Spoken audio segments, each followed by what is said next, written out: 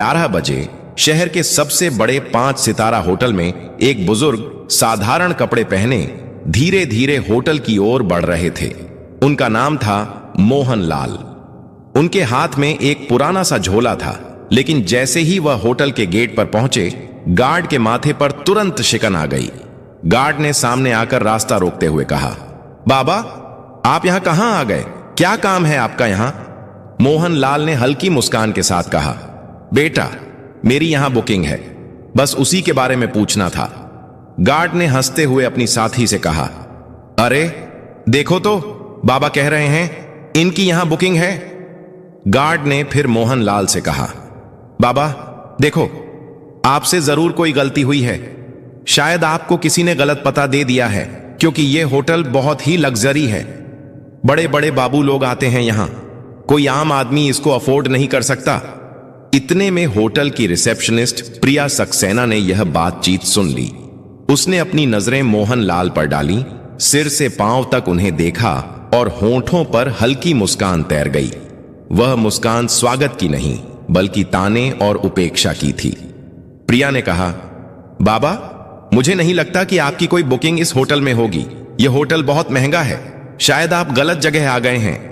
मोहन लाल ने उसी सहजता से जवाब दिया, बेटी, एक बार चेक तो कर लो, शायद मेरी बुकिंग यहीं हो।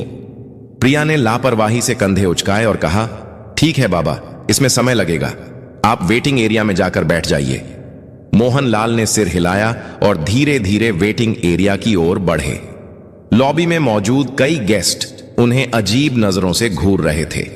किसी ने धीरे से कहा, लगता है मुफ्त का खाना खाने आया है। कोई और बोला, इसकी तो औकात भी नहीं है कि यहां का एक गिलास पानी भी खरीद सके। मोहन लाल ने यह सब सुन लिया, लेकिन वे चुप रहे। वह कोने में रखी एक कुर्सी पर बैठ गए, झोला जमीन पर रखा और दोनों हाथ छड़ी पर टिकाकर खामोश बैठे रहे। लॉबी का माहौल अजीब हो चुका था। लोग चाय और कॉफी की चुस्कियां लेते हुए उन्हीं की तरफ इशारा करके बातें बना रहे थे। किसी छोटे बच्चे ने अपनी मां से मासूमियत से पूछा, मम्मी, ये बाबा यहां क्यों बैठे हैं? ये तो होटल वाले जैसे नहीं दिखते। मां बच्चे से बोली, बेटा, सब किस्मत की मार है।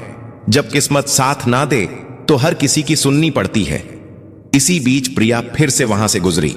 उसने अपने साथी स्टाफ से कहा, पता नहीं मैनेजर साहब क्या कहेंगे, ऐसे लोगों को यहां बैठाना भी रिस्क है, होटल की इमेज खराब हो रही है।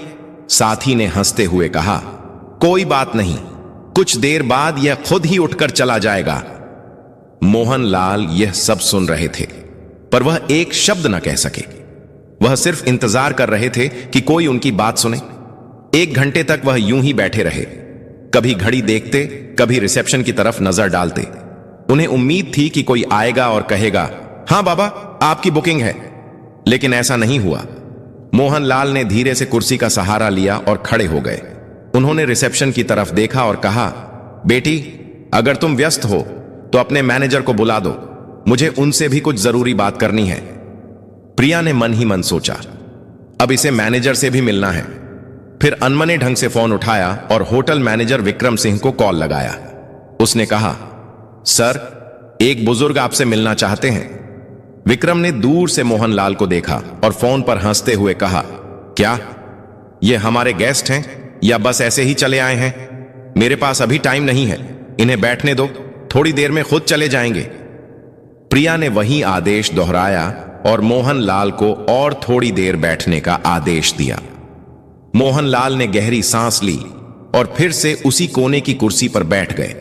सारी नजरों का बोझ उनके कंधों पर था, लेकिन उनकी आंखों में अब भी वही सब्र था, मानो कह रहे हो, सच को छिपाया जा सकता है पर रोका नहीं जा सकता। लॉबी में मोहन लाल अब भी बैठे थे। समय धीरे धीरे बीत रहा था, लेकिन उनके लिए हर मिनट किसी पहाड़ की तरह भारी हो रहा था। इसी बीच रिसेप्शनिस्ट प्रिया सक्सेना दोबारा उनके पास आई। उसने रूखी आवाज में कहा, बाबा, आपको थोड़ा और इंतजार करना पड़ेगा, मैनेजर साहब अभी भी बिजी हैं। मोहन लाल ने मुस्कुराकर सिर हिलाया और बोले, ठीक है बेटी, मैं इंतजार कर लूंगा। उसी समय होटल का मैनेजर विक्रम सिंह अपने केबिन में बैठा हुआ किसी विदेशी क्लाइंट से फोन पर बातें कर रहा था। उसके चेहरे पर घमंड साफ झलक रहा था। फोन रखते ही रिसेप्शन से प्रिया का दोबारा कॉल आया।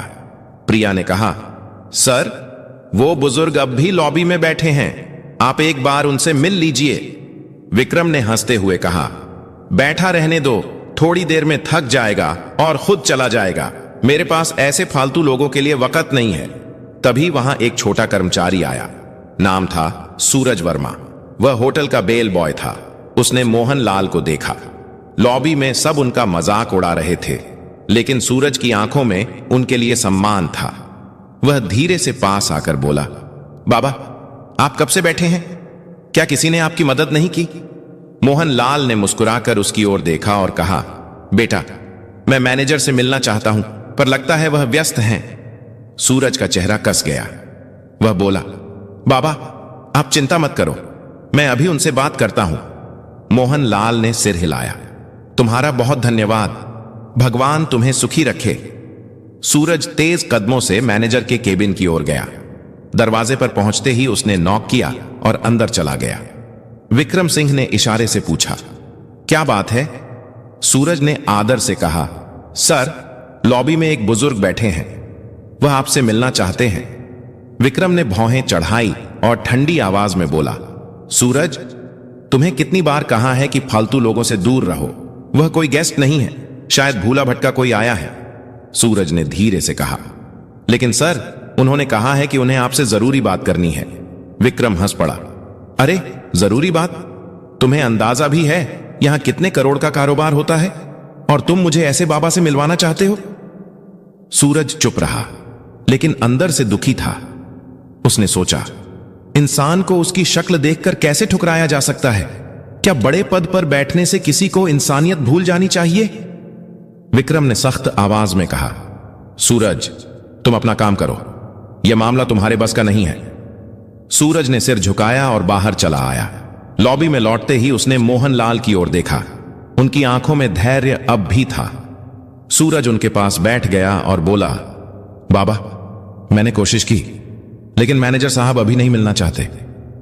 मोहन लाल ने मुस्कुराकर उसके कंधे पर हाथ रखा और बोले, कोई बात नहीं बेटा, तुमने कोशिश की, यही मेरे लिए काफी है। सूरज की आंखें भर आईं। उसे महसूस हुआ कि यह बुजुर्ग कोई आम इंसान नहीं है। उनकी सादगी में एक अजीब सी ताकत छिपी थी। लॉबी का माहौल अब और भी भारी हो चुका था। लोगों के ताने और ठहाके, मोहन लाल की खामोशी और सूरज की बेचैनी सब मिलकर एक अजीब तस्वीर बना रहे थे। करीब 1 घंटा बीत चुका था। मोहन लाल अब भी उसी कुर्सी पर बैठे थे। उन्होंने धीरे से आंखें बंद की और सोचा, धैर्य रखना ही असली ताकत है। लेकिन अब समय आ गया है कि सच्चाई सामने आए। होटल की घड़ी ने 12:30 बजाए। मोहन लाल अब और चुपचाप बैठ नहीं पाए। उन्होंने धीरे से अपनी छड़ी उठाई, झोला कंधे पर टांगा और रिसेप्शन की तरफ बढ़ गए। लॉबी में बैठे कई लोगों ने फिर से ताने कसे, देखो देखो बाबा, अब मैनेजर से लड़ने जा रहे हैं। रिसेप्शन पर खड़ी प्रिया सक्सेना ने उन्हें आते देखा। उसने झुंझुलाकर कहा, बाबा, आपको कहा था ना, इंतजार कीजिए, मैनेजर अब भी बिजी हैं। मोहन लाल ने उसकी ओर देखा और नरम आवाज में बोले, बेटी, बहुत इंतजार कर लिया, अब मैं खुद ही उनसे बात कर लूंगा। इतना कहकर मोहन लाल सीधा मैनेजर विक्रम सिंह के केबिन की ओर बढ़े। लॉबी में खामोशी छा गई। सबकी नजरें उसी तरफ टिक गईं। हर कोई देखना चाहता था कि आगे क्या होने वाला है। जैसे ही मोहन लाल ने केबिन का दरवाजा खोला, विक्रम अपनी घूमने वाली कुर्सी पर अकड़ के साथ बैठा था। उसने भौहें चढ़ाते हुए कहा, हां बाबा, बताइए, इतना शोर क्यों मचा रखा है? क्या काम है आपको? मोहन लाल ने धीरे से झोला खोला और उसके अंदर से एक लिफाफा निकाला।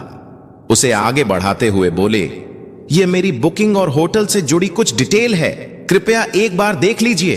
विक्रम ने हंसते हुए लिफाफा हाथ में लिया, लेकिन खोले बिना ही टेबल पर पटक दिया। उसकी हंसी में अहंकार साफ झलक रहा था।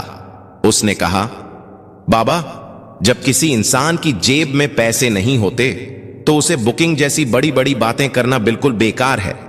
मुझे आपके जैसे लोगों की शक्ल देखकर ही पता चल जाता है कि आपके पास कुछ नहीं है। यह होटल आपके बस का नहीं है, बेहतर होगा आप यहां से चले जाएं। मोहन लाल ने उसकी आंखों में देखा। उनकी आवाज अब गहरी और गंभीर हो चुकी थी। उन्होंने कहा, बेटा, बिना देखे कैसे तय कर लिया? एक बार इन कागजों को देख तो लो। सच्चाई अक्सर वैसी नहीं होती जैसी दिखती है। विक्रम कुर्सी पर पीछे झुक गया और जोर से हंसते हुए बोला, बाबा, मुझे किसी कागज को देखने की जरूरत नहीं है। मैं सालों से इस होटल को संभाल